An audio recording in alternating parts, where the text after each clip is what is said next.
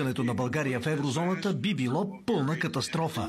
Една от причините за това е разделението от една страна между политиците и елитите в България, които настояват за еврозоната, и от друга страна населението на България.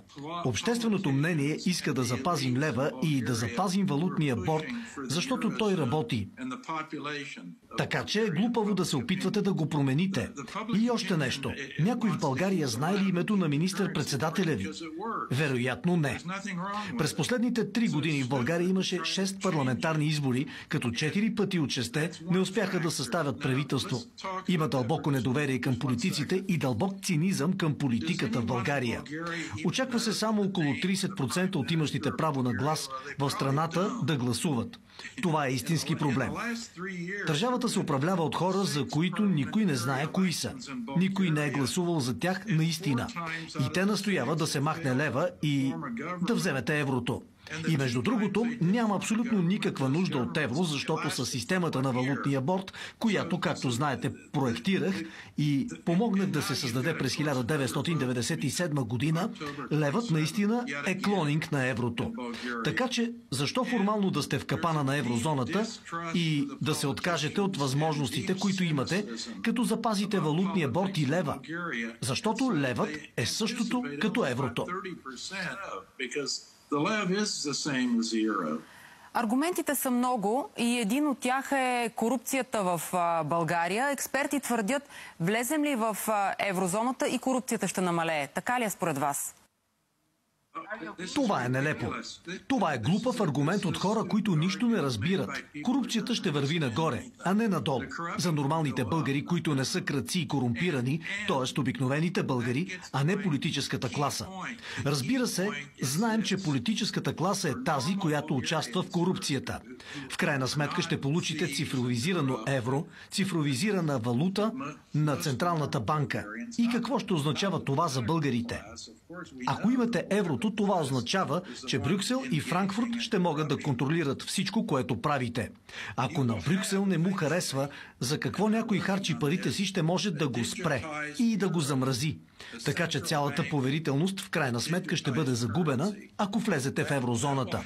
Ще бъде като старата съветска система, където комунистите гледаха под всяка възглавница и всеки чершав в страната и знаеха какво правят всички и ги контролираха.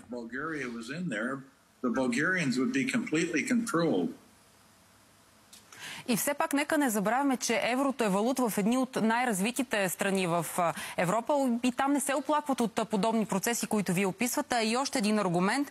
Ако погледнем инфлацията към август месец, в еврозоната тя е 2,2%, в България 2,4%, а най-висока е тя в страни, които не са в еврозоната. Полша и Румъния, например. Не противоречи ли това на вашата теза?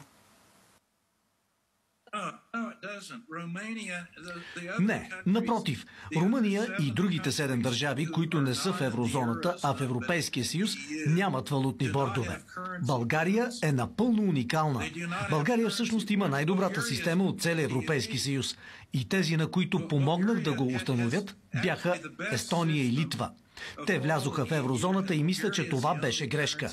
Така че не можете да сравнявате никоя от тези страни като Румъния, Полша, Словакия, Чехия и така нататък с България. Те имат различни системи от вашата.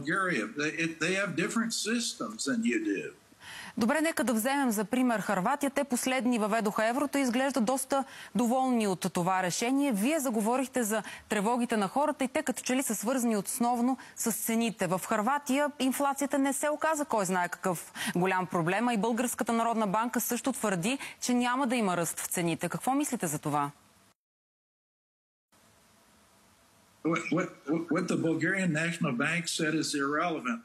Това, което е казала Българската народна банка, е без значение. Българите не вярват на политиците. Те не вярват на това, което политиците правят зад гърба им. Единственият начин за решаване и изчистване на България е да се отдалечим от косвената представителна демокрация и да преминем към швейцарска система, където има пряка демокрация и всички големи решения се вземат с референдум.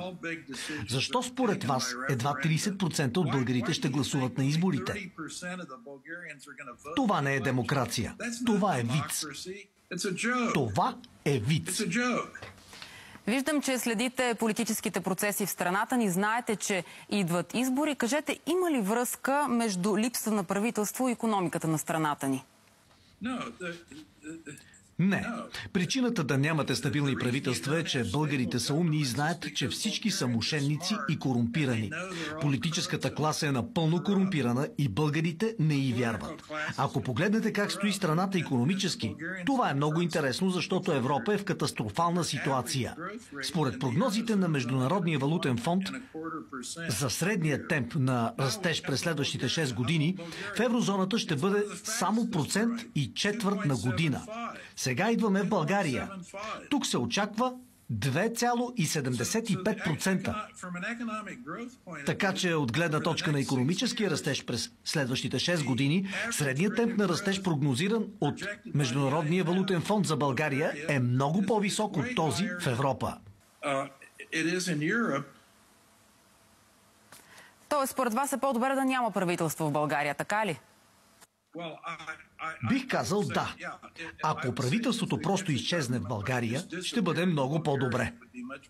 И между другото, Марина, има само едно голямо решение, за което всички тези правителства и всички тези политици настояваха в България през последните 3 години. Да се отърват от валутния борд и да въведат валутния борд.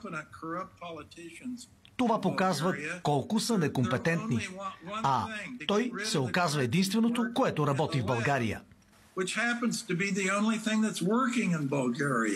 Но отново точно това е решение, с което голяма част от политиците в България твърдят, че страната ни ще стане, цитирам, по-конкурентна, по-стабилна, с повече влияние и по-интегрирана в Европа. Не сте ли съгласни с това? Не е вярно. Този аргумент е напълно неверен. България с валутен борд е вече в единна валутна зона с еврото. Единственото нещо, което е различно, е, че имате лев, който е клонинг на еврото, но вече интегриран в зоната от техническа гледна точка. Но България има много предимства.